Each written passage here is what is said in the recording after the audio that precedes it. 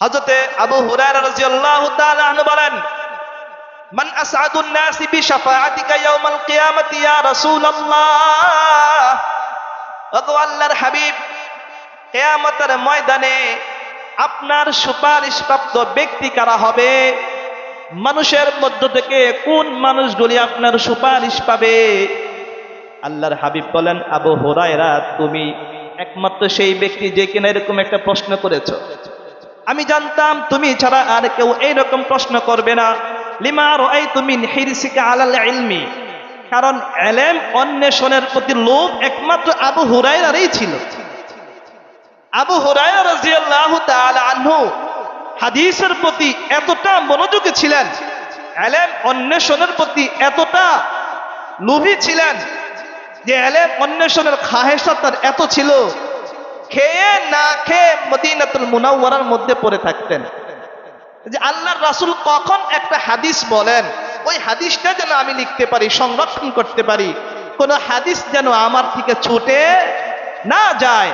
এই জন্য খেয়ে না খেয়ে নবীজির ওইখানে পড়ে থাকতেন, নবীজির কাছে থাকার চেষ্টা করতেন।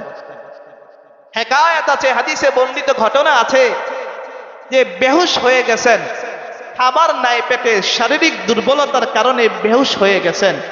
মানুষ মনে করছে মৃগী রোগ তার হয়েছে, উনি অচেতন অবস্থায়। তো মানুষ তার কাছে চামড়ার জুতা তার নাকে মুখে শুকাইতেছে যে এটা শুকাইলে হয়তো ঠিক হয়ে যাবে, কিন্তু মানুষ বুঝে নাই যে এই বেচারা হাদিস সংরক্ষণের জন্য খাবার খেয়ে না খেয়ে এই অবস্থা তার হয়েছে। ভাইরা আমার, হযরত আবু হুরায়রা রাদিয়াল্লাহু তাআলা আনহু যখন এই প্রশ্ন আল্লাহর হাবিবকে করলেন, আল্লাহর হাবিব বলেন, আবু হুরায়রা, প্রশ্ন যখন করেই ফেলেছো তার উত্তরও তুমি জেনে নাও। আসআদুন নাসি বিশাফাআতি ইয়াউমাল কিয়ামাতি মান ক্বালা লা ইলাহা ইল্লাল্লাহ খালিসাম মিন কিবালি নাফসি।